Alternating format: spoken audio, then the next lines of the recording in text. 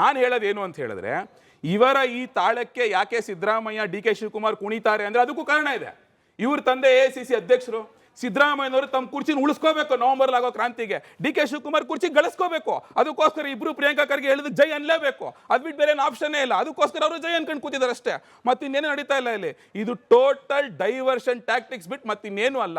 ನಾವು ಹೇಳ್ತಿದ್ದಲ್ಲ, ಜನ ಮಾತಾಡ್ಕೊಳ್ತಾ ಇರೋದು. ಸರಿ, ಭೀಮಾರ್ಮಿ ಅವರು, ನಿಖೇತ್ ಅವರೇ, ಭೀಮಾರ್ಮಿ ಕಡೆಯಿಂದ ರಾಜ್ಯಾಧ್ಯಕ್ಷರೇನೆ ನಿನ್ನೆ ನಮ್ಮ ಮಹಾಭಾರತ ಕಾರ್ಯಕ್ರಮದಲ್ಲಿ ಇದ್ರು.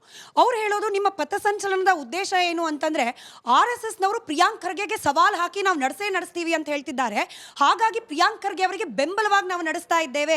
ಹಿಂಗೆ ಆ ಭೀಮಾರ್ಮಿಯ ರಾಜ್ಯಾಧ್ಯಕ್ಷರೇ ಬಹಿರಂಗವಾಗಿ ನಾವು ಪ್ರಿಯಾಂಕ್ ಖರ್ಗೆಗೋಸ್ಕರ ಪಥಸಂಚಲನ ಕೇಳ್ತಾ ಇದ್ದೀವಿ ಅಂತ ಹೇಳಿದಾಗ ಇದ್ರ ಹಿಂದೆ ಪ್ರಿಯಾಂಕ್ ಖರ್ಗೆ ಅವರ ವೈಯಕ್ತಿಕ ಹಿತಾಸಕ್ತಿ ಇದೆ. ಕಾನೂನು ಸುವ್ಯವಸ್ಥೆಗಿಂತ ಹೆಚ್ಚಾಗಿ Priyank Kharge doesn't want the ಪಥಸಂಚಲನ ಟು ಹ್ಯಾಪನ್ ಇನ್ ಚಿತ್ತಾಪುರ. ಹಿಂಗೊಂದು ವಿಶ್ಲೇಷಣೆ ಬಂದ್ಬಿಡುತ್ತೆ ನೋಡಿ. ಅದು ಪ್ರಶ್ನೆ ಅದಲ್ಲ. ಪ್ರಿಯಾಂಕ್ ಖರ್ಗೆ ಅಂದ್ರೆ ಯಾರು?